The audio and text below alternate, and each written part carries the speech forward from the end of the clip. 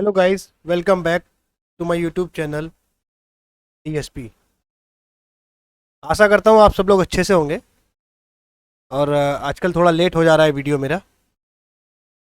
थोड़ा व्यस्तता रहती है इसलिए थोड़ा सा लेट हो जाता है वीडियो आने में। पिछले वीडियो में हम लोगों ने सॉफ्टवेयर से रिलेटेड कुछ चीज़ें पढ़ी थी। सॉफ्टवेयर क्या होता है, उसी के क्रम में आज हम लोग फिर से पढ़ेंगे जो चीज़ें कुछ छूट गई हैं। और आज हम आपका सॉफ्टवेयर एंड हार्डवेयर का टॉपिक जो है पूरा कवर करेंगे और इसको आज यहाँ फाइनल कर देंगे। इसके अलावा आपको इसमें कुछ ऐसा नहीं रहेगा जो आप कहीं और से आपको पढ़ने की ज़रूरत पड़े। इसीलिए थोड़ा सा हो सकता है लंबा वीडियो जाए, लेकिन फिर भी आप लोग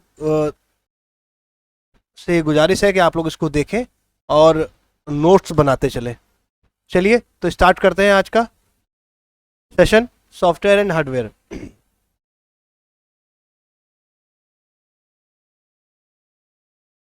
पिछले वीडियो में हमने user application, software, operating system, hardware, ये हम चीज़ें आपको बता चुके थे।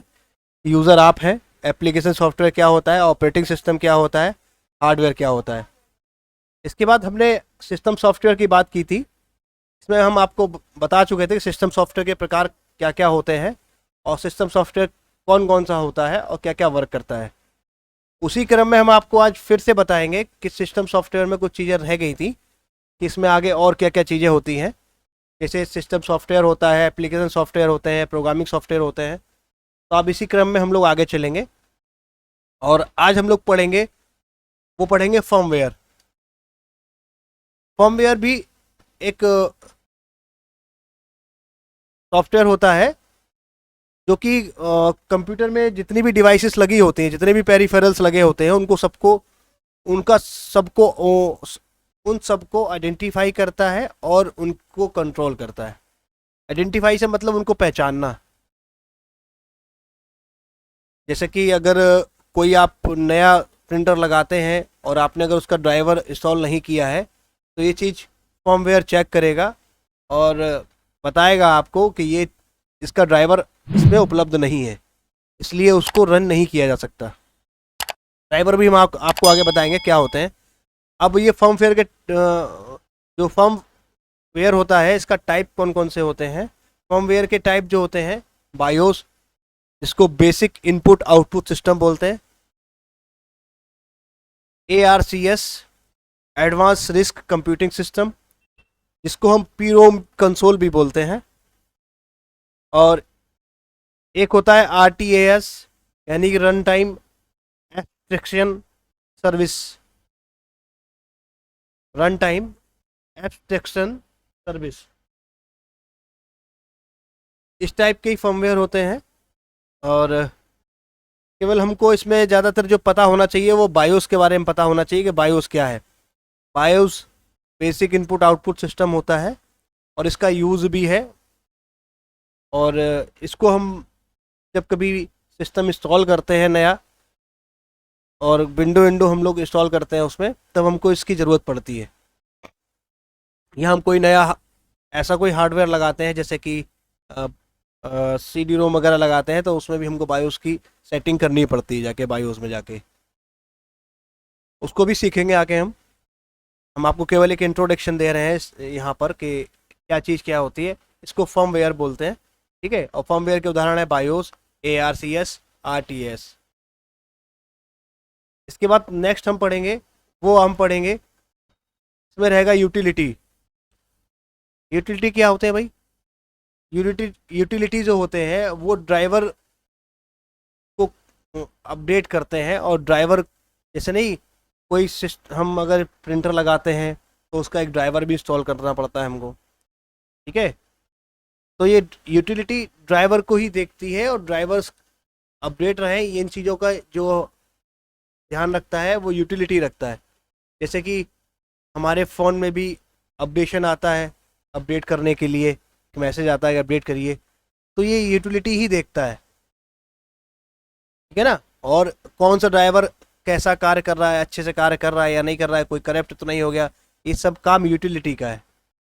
ये सब यूटिलिटी सॉफ्टवेयर देखते हैं, ठीक है। इसके कुछ उदाहरण होते हैं, जैसे अवस्ट है एंटीवायरस, परफेक्ट डिस्क है, विन रार है, विंडो फायरवॉल है। अब एबस्ट तो एंटीवायरस होता है, ठीक है। कई एंटीवायरस मार्केट में आते हैं जो कि ये देखते हैं कि ये किस तरीके से कोई बाहर से कोई ऐसी फाइल ना आ जाए जो इस कंप्यूटर के ऑपरेटिंग सिस्टम को करप्ट कर दे, इसलिए एंटीवायरस हम लोग इस्तेमाल करते हैं। परफेक्ट डिस्क, हम लोग जब कभी भी सिस्टम हमारा स्लो हो जाता है तो हम डिस्क फ्रेगमेंटेशन करते हैं, जिससे कि जो भी डेटा स्पेस खाली रहता है वो एक साथ एडजस्ट हो जाता है। इसके बारे में डिटेल आगे कभी आपको बताएंगे पूरी तरीके से, परफेक्ट डिस्क किस तरीके से चलाई जाती है। इसके बाद विनरार, जितनी भी फाइल हम लोग कंप्रेस करना चाहते हैं, कंप्रेस फाइल करना चाहते हैं, बड़ी फाइल है कोई छोटे रूप में भेजना चाहते हैं कंप्रेस करके, तो रार फाइल होती है जिनको जिप फाइल भी आप लोग बोलते हैं, वो इसके थ्रू होती हैं। ये भी एक यूटिलिटी का ही उदाहरण है। विंडो फायरवॉल, फायरवॉल क्या होता है? फायरवॉल, वॉल से मतलब है दीवार से, और फायरवॉल जो होता है वो सिस्टम में यूज़ किया जाता है। जैसे कि हम और आप कभी कभार अगर किसी कैफ़े में जाएं तो कैफ़े में कुछ साइटें जो है रिस्ट्रिक्ट होती हैं, खुलती नहीं है, उनको वहाँ आप ओपन ही नहीं कर सकते, वो एक्सेस ही नहीं होती वहाँ पे। उसकी वजह ये होती है कि जितने भी कैफ़े वाले होते हैं वो उन साइटों को विंडो फायरवॉल की मदद से रोक देते हैं, ब्लॉक कर देते हैं, जिससे कि वो आप अंदर आ ही नहीं सकते हैं। और ये पर्टिकुलर एक सिस्टम पे ही लगाया जा सकता है, आप चाहे तो पर्टिकुलर एक सिस्टम पे लगा लें। इसी का थ्रू बड़ी बड़ी कंपनियां जो हम लोगों की होती है, सर्विस प्रोवाइडर होते हैं, ये भी करते हैं। जैसे गवर्नमेंट किसी एक विशेष क्षेत्र में, किसी एक निर्धारित क्षेत्र में कम इंटरनेट को बंद कर देती है या कुछ साइटों को बंद कर देती है, तो ये फायरवॉल की बदौलत ही कर पाती है। फायरवॉल का ही यूज़ करते हैं वो लोग भी, ठीक है ना। इसके आगे चलते हैं। इसके आगे बात करेंगे हम डिवाइस ड्राइवर की। तो डिवाइस ड्राइवर, ड्राइवर आप लोग सब जानते ही हैं भाई, कंप्यूटर के साथ कनेक्ट होने वाले डिवाइस को कंप्यूटर के साथ कम्युनिकेशन में मदद करता है। हर डिवाइस का डिवाइस ड्राइवर अलग अलग होता है भाई, सब डिवाइसों का ड्राइवर अलग अलग होता है, ये बात सही है। लेकिन आजकल जो नए ऑपरेटिंग सिस्टम आ रहे हैं वो लगभग लगभग उनमें पहले से ही जो मार्केट में जितने भी चीज़ें पेरिफेरल्स कहेंगे, जितने भी पेरिफेरल्स कंप्यूटर में यूज़ हो सकते हैं, लगभग लगभग सबके ड्राइवर इस टाइम उन ऑपरेटिंग सिस्टम में ऑलरेडी आ ही रहे, वो इनबिल्ड है। तो आजकल हमको ज़रूरत नहीं पड़ती किसी भी विशेष ड्राइवर को अलग से सॉल्व करने के लिए, ठीक है। तो ये भी प्रॉब्लम आपकी अब सॉल्व हो चुकी है, आपको अलग से कहीं ड्राइवर ढूंढने नहीं जाना है। लेकिन हाँ, अगर कोई पेरिफेरल आपका वर्क नहीं करता है, तो जैसे कि आपका कोई प्रिंटर है जो वर्क नहीं कर रहा है और बार बार ड्राइवर मांग रहा है सिस्टम आपका, तो आपको उसको ड्राइवर देना ही पड़ेगा, ठीक है ना। तभी वो कम्युनिकेट कर पाएगा सिस्टम से, ऑपरेटिंग सिस्टम से कम्युनिकेट कर पाएगा, और तभी वो उसकी भाषा को समझ पाएगा, और तभी वो उस पर कार्य कर पाएगा, ठीक है। इसके बाद आगे चलते हैं। इसके कुछ उदाहरण होते हैं, जैसे माउस है, कीबोर्ड है, नेटवर्क कार्ड है, प्रिंटर है, ये सारे पेरिफेरल्स हैं और इनके सबके ड्राइवर होते हैं। आगे पढ़ेंगे ट्रांसलेटर। भाई ट्रांसलेटर जो होता है वो, ट्रांसलेटर यानी कि ट्रांसलेट करना किसी को, जैसे हिंदी से इंग्लिश कन्वर्ट करना, ट्रांसलेट करना। अब कंप्यूटर में क्या होता है, कंप्यूटर में जो ट्रांसलेटर होता है वो हाई लेवल लैंग्वेज को लो लेवल लैंग्वेज में बदलता है, ठीक है। हाई लेवल लैंग्वेज को लो लेवल लैंग्वेज में चेंज करता है, जिससे कि आप समझ सकें, ठीक है। जैसे कि कंपाइलर है, इंटरप्रेटर है, असेंबलर है। कंपाइलर, जो लोग कभी कोई लैंग्वेज चलाए होंगे जैसे सी वगैरह है, तो वहाँ कंपाइलर का यूज़ होता है। और इंटरप्रेटर का भी यूज़ होता है, जैसे जावा है, सब इंटरप्रेटर का भी यूज़ करते हैं। असेंबलर है, असेंबलर जो लोग सिस्टम को असेंबल करते हैं, या वो लोग असेंबली लैंग्वेज का यूज़ करते हैं, वहाँ असेंबलर का काम असेंबलर का यूज़ होता है। ये सारे ट्रांसलेटर है, ये भी एक सॉफ्टवेयर ही है, मैं इसीलिए इनको पढ़ा रहा हूँ, ये सब सॉफ्टवेयर कैटेगरी में आते हैं। ठीक है, ये आप सब लोग नोट्स जरूर बना लें इनके। और अगर कुछ समझ में नहीं आता है, कोई विशेष टॉपिक आपको समझना है, जैसे आपको कंपाइलर, इंटरप्रेटर, असेंबलर समझना है अलग से, तो आप मुझको मैसेज कर दीजिएगा, मैं आपको इस पर एक अलग से वीडियो बना के आपको समझा दूंगा। ठीक है, एक कंपाइलर क्या होता है, इंटरप्रेटर्स क्या होता है, असेंबलर क्या होता है, इन तीनों में क्या क्या अंतर होता है, सब मैं आपको बता दूंगा। ठीक है, आगे चलते हैं। इसके बाद एप्लीकेशन सॉफ्टवेयर आएंगे। एप्लीकेशन सॉफ्टवेयर कौन कौन से होते हैं, ये सारे अभी तक सिस्टम सॉफ्टवेयर चल रहे थे, हम लोग एप्लीकेशन सॉफ्टवेयर की बात करेंगे। एप्लीकेशन सॉफ्टवेयर क्या होते हैं भाई, कंप्यूटर में किसी एक स्पेसिफिक कार्य को करने के लिए बनाया जाता है। यह सिस्टम सॉफ्टवेयर से बिल्कुल उल्टा होता है।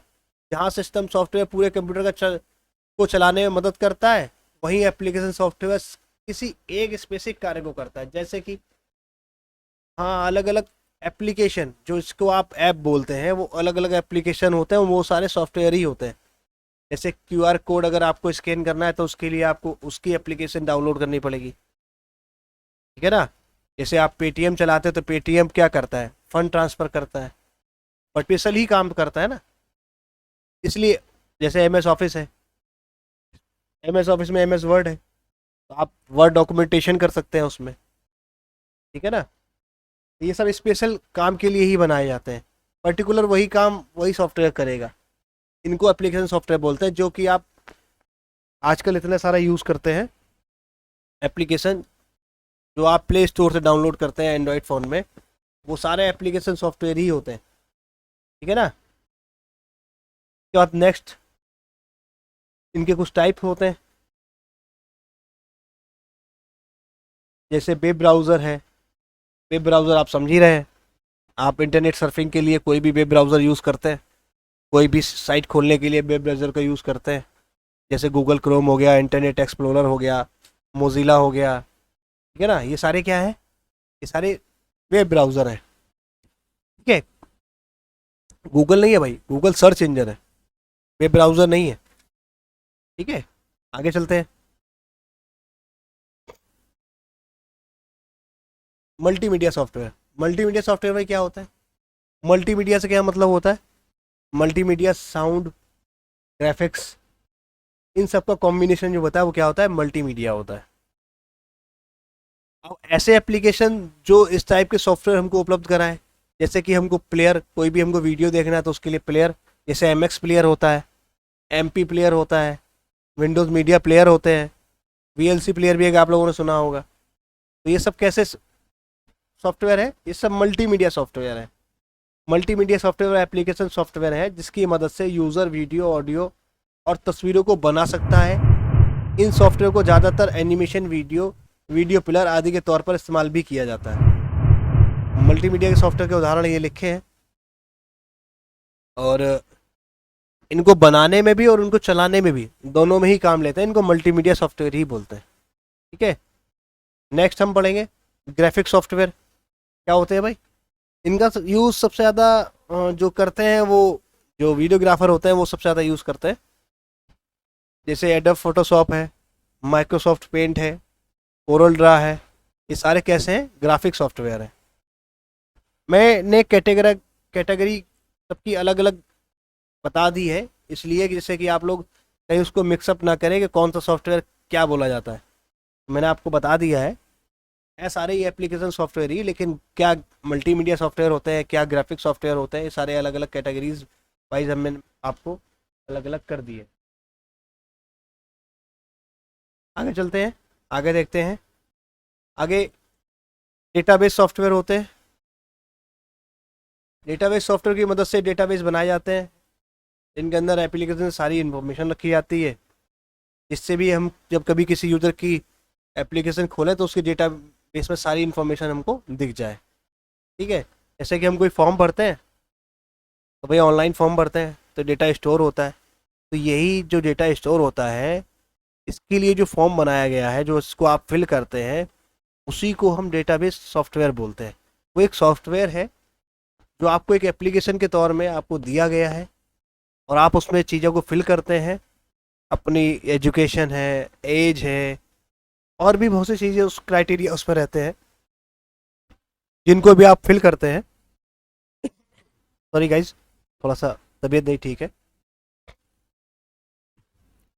तो ये सारे सॉफ्टवेयर डेटाबेस सॉफ्टवेयर होते हैं, ठीक है। और इनके कुछ उदाहरण भी हैं, जैसे कि माई एसक्यूएल की मदद से बनाए जाते हैं, माइक्रोसॉफ्ट एसक्यूएल सर्वर के होता है की मदद से बनाए जाते हैं, और एक नेक भी होता है, नेक से ही बनाए जाते हैं। ये सारे डेटाबेस सॉफ्टवेयर के उदाहरण हैं। ये डेटाबेस सॉफ्टवेयर है सारे जितने भी है, माई एसक्यूएल है, माइक्रोसॉफ्ट एसक्यूएल सर्वर है, नेक है, ये सब डेटाबेस सॉफ्टवेयर है, ठीक है। इसके बाद आगे बढ़ते हैं, प्रोग्रामिंग सॉफ्टवेयर। अब प्रोग्रामिंग सॉफ्टवेयर कौन कौन से होते हैं जिससे कि प्रोग्रामिंग की जा सकती है। प्रोग्रामिंग से मतलब ये है, जितने भी आप लोग ये सॉफ्टवेयर यूज़ करते हैं, ये कोई ना कोई बनाता है। अब इनको बनाने के लिए जिस लैंग्वेज का यूज़ होता है, कोडिंग का यूज़ होता है, जैसे सी है, सी प्लस प्लस है, इनमें कोडिंग की जाती है। किसी एक चीज़ को चलाने के लिए कोडिंग होती है कि ये इस तरीके से एल्गोरिदम लगाई जाती है। तो ये सब चीज़ें आपको प्रोग्रामिंग सॉफ्टवेयर में करने को मिलती हैं, ठीक है। जैसे सी हुआ, सी प्लस प्लस हुआ, ठीक है, जावा हुआ, ये सारे आपको क्या है, ये प्रोग्रामिंग सॉफ्टवेयर है। जैसे कि इक्लिप्स है, इक्लिप्स क्या है, एक जावा लैंग्वेज एडिटर है, ठीक है। इसमें हम जावा लैंग्वेज की कोडिंग करते हैं, एडिटर माने जहाँ कोडिंग की जाती है। नोटपैड है, ये एक ओपन सोर्स एडिटर है, इसको कोई भी यूज़ कर सकता है, ठीक है। कोडा है, कोडा एप्पल मैक में प्रोग्रामिंग लैंग्वेज एडिटर की तरह इस्तेमाल किया जाता है। जो एप्पल मैक है, जो मैक सॉफ्टवेयर है उनका, उसमें कोडा से ही प्रोग्रामिंग होती है, ठीक है। सबलाइम टेक्स्ट है, एक ऐसा कोड एडिटर होता है जो विंडो, मैक और लाइनक्स तीनों पर इस्तेमाल किया जाता है। ये तीनों में एक साथ इस्तेमाल हो सकता है, सबलाइम टेक्स्ट, ठीक है ना। ये हो सकता है कुछ लोगों को चीज़ें ना समझ में आए, लेकिन केवल आप ये पढ़िए कि प्रोग्रामिंग सॉफ्टवेयर क्या होता है और प्रोग्रामिंग सॉफ्टवेयर कौन कौन से होते हैं। केवल आप ये नोट्स बना लीजिए, बाकी आप जब आगे धीरे धीरे आगे पढ़ेंगे चीज़ों को तो आपको समझ में आएगा कि आखिर प्रोग्रामिंग सॉफ्टवेयर क्या होता है, ठीक है। चलिए पढ़ते हैं आगे नेक्स्ट। अब हमारा programming software, system software, application software, software के पार्ट हमारे सारे ख़त्म हो गए। अब हम आज हार्डवेयर का पार्ट भी पढ़ेंगे और देखेंगे कि आखिर कंप्यूटर सिस्टम में हार्डवेयर में कौन कौन से पार्ट्स होते हैं। तो मैंने यहाँ मॉनिटर नहीं रखा है क्योंकि वो सब आप लोग जानते ही हैं, प्रिंटर नहीं रखा है। मैंने केवल सिस्टम बॉक्स उठाया है और उसके कुछ अंदर की चीज़ें आपको बतानी है, जिससे कि आप कहीं भी अगर सिस्टम चलाते हैं और आप चीज़ों को देख पाएँ तो आप पहचान पाएँ कि हाँ इसमें ये चीज़ ऐसे होती है, इसमें ये चीज़ ऐसे होती है। एक जनरल नॉलेज आपके पास होनी चाहिए सिस्टम की, कि सिस्टम में क्या चीज़ क्या क्या होती है। चलिए गाइस देखते हैं। ये सिस्टम बॉक्स है, कुछ लोग इसको सीपीयू भी बोलते हैं, सिस्टम बॉक्स भी बोलते हैं, आप कुछ भी बोल सकते हैं। इसमें ये मदरबोर्ड लगा है, ये एसएमपीएस लगा है, और इसमें कुछ ये ड्राइव लगी है, ठीक है ना। कुछ केबल्स कनेक्शन है इसमें, रैम लगी है, इनको मैं आगे दिखाऊंगा। ये इसको आप सीपीयू भी बोल सकते हैं, सिस्टम बॉक्स भी बोल सकते हैं, दोनों ही चीज़ें बोल सकते हैं, कोई दिक्कत नहीं है। क्योंकि सेंट्रल प्रोसेस यूनिट भी यही भी है भाई, क्योंकि इसी में सब कुछ प्रोसेस होता है। लेकिन मेमोरी भी इसी में होती है, मेमोरी भी इसी में लगाई जाती है, तो इसको आप सिस्टम बॉक्स भी बोल सकते हैं। चलिए तो और आगे से देख लेते हैं आगे और क्या क्या है। तो आगे हमारे पास है मदरबोर्ड। मेन पार्ट जो होता है वो होता है मदरबोर्ड। अब मदरबोर्ड में कौन सी चीज़ कहाँ कहाँ होती है, आप चाहें तो स्क्रीनशॉट ले सकते हैं, मैं आपको एक एक करके बताता हूँ कौन सी चीज़ कहाँ कहाँ होती है। देखिए ये साउथ ब्रिज होता है, ठीक है, साउथ ब्रिज यहाँ पर। इसके बाद ये नॉर्थ ब्रिज होता है, ये नॉर्थ ब्रिज है, ठीक है। और जिसके ऊपर जो लगा है ना, ये हीट सिंक बोलते हैं इसको, हीट सिंक, जिससे कि हीट को एब्जॉर्ब कर ले और ज़्यादा कंपोनेंट हीट ना हो पाए, ठीक है। ये RJ45 का कनेक्टर है, ये आप देख रहे हैं, ठीक है। RJ45 यानी कि आप लैन कनेक्टर इसको बोलते हैं लगाने के लिए। ये दोनों USB हैं, USB पोर्ट्स हैं, जिनमें आप चाहे तो माउस कीबोर्ड लगा सकते हैं USB वाले, या फिर इसमें आप अपनी पेन ड्राइव लगा सकते हैं। ये ऑडियो पोर्ट्स हैं, जिनमें आप स्पीकर लगा सकते हैं, हेडफोन भी लगा सकते हैं, ठीक है। ये IE पोर्ट है, ये आपको बेसिकली देखने को कम ही मिलेगा, लेकिन मिल भी सकता है, और नहीं भी मिल सकता है, आजकल नहीं आता है, ठीक है। और ये भी USB पोर्ट है, आपको देखने को मिलेंगे। ये VGA पोर्ट है, जिससे कि हम मॉनिटर को लगाते हैं, मॉनिटर को इसमें अटैच करते हैं, तो हमको डिस्प्ले दिखाई देती है, इसको VGA बोलते हैं, वीडियो ग्राफिक्स एरे, ठीक है ना। ये पोर्ट है। ये DVI पोर्ट है, ये भी आपको कम ही देखने को मिलेगा, ठीक है। ये पैरेलल पोर्ट भी बोलते हैं इसको, IA को। ये पैरेलल पोर्ट है, ये दिख रहा है ना आपको, ये पैरेलल पोर्ट है। इसमें प्रिंटर लगा सकते हैं इसमें, ठीक है। प्रिंटर इसमें लगा सकते हैं। एक आजकल HDMI पोर्ट भी आने लगा है, ठीक है, तो वो भी हम बताएंगे आपको कि HDMI पोर्ट क्या होता है और HDMI क्या होता है। ये PS2 पोर्ट है, जो PS2 कीबोर्ड माउस आते हैं, ये उनके पोर्ट हैं। अब PS2 कम ही आता है मार्केट में, आजकल USB मिल रहा है, PS2 कम ही मिलता है, लेकिन फिर भी आपको ये देखने को मिल सकते हैं, और कहीं कहीं PS2 कीबोर्ड भी आपको मिल सकता है। तो आपको घबराना नहीं है, आपको इस तरीके का पोर्ट पीछे दिखाई देगा, तो आप PS2 माउस में लगा सकते हैं, ठीक है। चलिए नेक्स्ट देखते हैं, नेक्स्ट क्या होता है। नेक्स्ट हम आपको पोर्ट फिर से बता देते हैं एक बार, पोर्ट क्या क्या होते हैं। ये देखिए, माउस, कीबोर्ड, इनको PS2 पोर्ट बोलते हैं।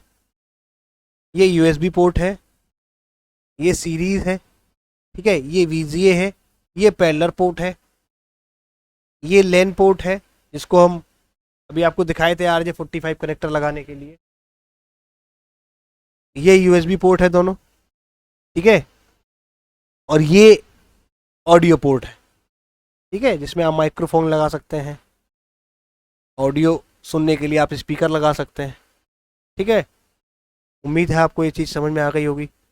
मैंने इसीलिए पोर्ट आपको दिखाया, क्योंकि जब भी आप कहीं काम करते हैं तो आपको सिस्टम लगाना होता है, तो आपको ये नॉलेज होनी चाहिए कि कौन से पोर्ट में क्या चीज़ लगेगी, ठीक है ना। चलिए नेक्स्ट चलते हैं। अब इंटरनल पार्ट एक और देख लेते हैं, SMPS। ये सप्लाई स्टेशन बोल सकते हैं आप इसको, स्विच मोड पावर सप्लाई। ये पूरे मदरबोर्ड को पावर देता है, और जिस कंपोनेंट को जितनी ज़रूरत होती है उतना पावर देता है। ये AC को DC में चेंज करता है, ठीक है। और मदरबोर्ड को जिस जिस कंपोनेंट को जितनी जितनी ज़रूरत होती है उतनी पावर ये डिस्ट्रीब्यूट करता है, और इसका फुल फॉर्म होता है स्विच मोड पावर सप्लाई, ठीक है। चलिए नेक्स्ट चलते हैं। ये हार्ड डिस्क होती है, इस टाइप की आपको मिल जाएगी, HDD लिखा हुआ है तो हार्ड डिस्क होती है, ठीक है। इसके बाद ये SSD आजकल मार्केट में आ रही है, इसको सॉलिड स्टेट ड्राइव बोलते हैं।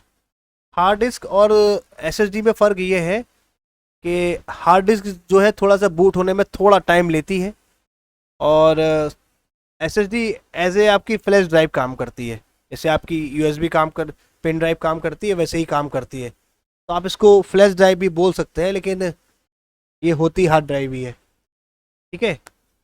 और इसको SSD बोलते हैं, ये फास्ट होती है, और आजकल मार्केट में काफ़ी पॉपुलर भी है। हार्ड डिस्क धीरे धीरे कम होती जा रही है। चलिए नेक्स्ट देखते हैं, main part, RAM, random access memory.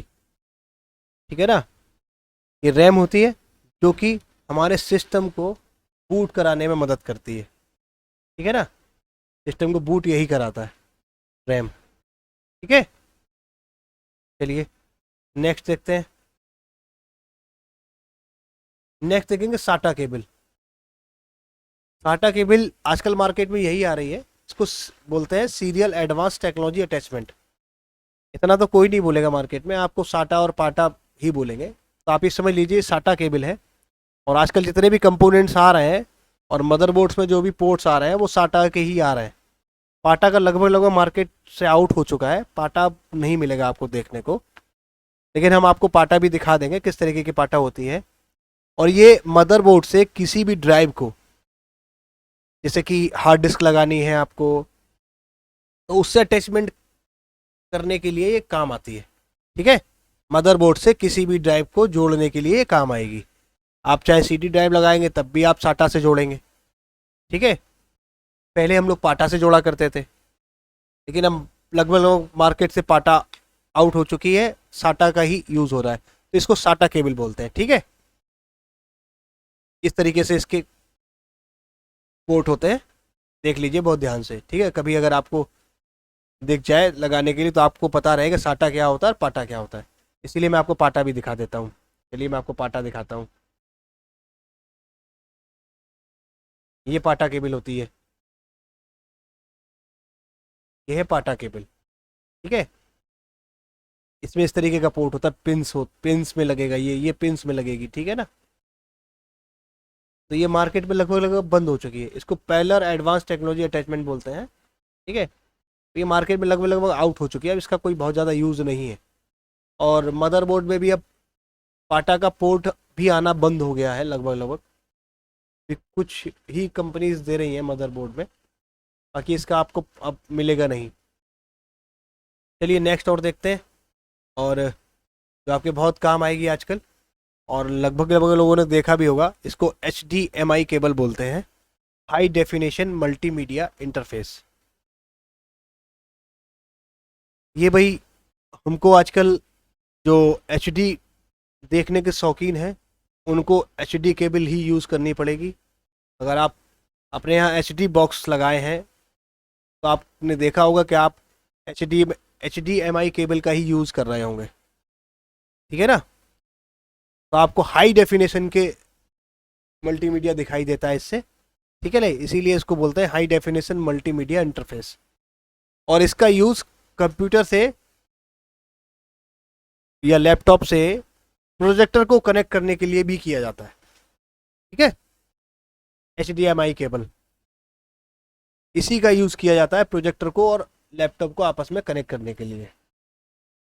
ये भी आप देख लिए। ठीक है ना, तो गाइस मेरे ख्याल से आप लोगों को सब समझ में आया होगा, और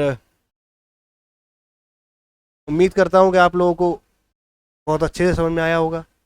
अगर कोई क्वेरी रहती है आप लोगों की तो आप मुझे मैसेज कर सकते हैं, पूछ सकते हैं, मैं आपको बता सकता हूँ। और जितनी जल्दी पॉसिबल होगा मैं आपको नेक्स्ट वीडियो लेके आऊँगा और आपके सारे क्वेश्चन का आंसर भी करूँगा। ठीक है, थैंक यू गाइस, मिलते हैं नेक्स्ट वीडियो में। Thank you.